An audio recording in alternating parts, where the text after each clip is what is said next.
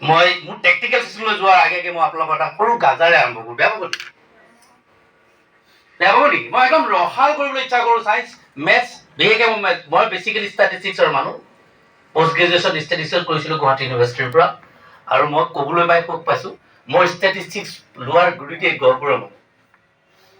শৰৎ Kakati, doctor শৰৎ কাকতি মোৰ দাদা ককাইদেউ, তেওঁৰ ভাতৃক গোপাল কাকতি মোৰ ৰুমমেট একেলগে মোৰ আছে দেই।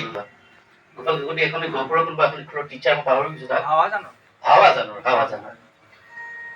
প্ৰথম কথাটো হৈছে আপোনালোকে প্ৰিন্সিপাল ছাৰে কৈছে, শ্ৰদ্ধাৰ নীলমণি শৰ্মাদেৱেও কৈছে বা ৰাজু যাদৱেও ক'ব, অসমত এতিয়া কলেজবিলাকে এটা ডাঙৰ সমস্যাত পৰে, বিশেষকৈ ছয়দুৱাৰ কলেজৰ নিচিনা ছায়েন্স থকা কলেজ বিলাকে। কি জানেনে? ছায়েন্সত এডমিশ্যন নলয়।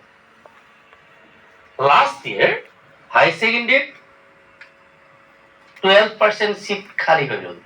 যদি অসমত গভৰ্ণমেণ্ট অফ আছামৰ ৰেকৰ্ড 12%।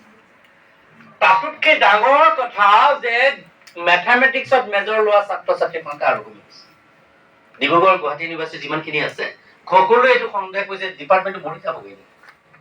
কিয়?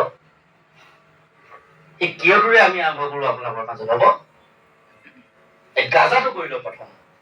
এই তাৰ প্ৰব্লেমটোৰে গাজাটো আছে।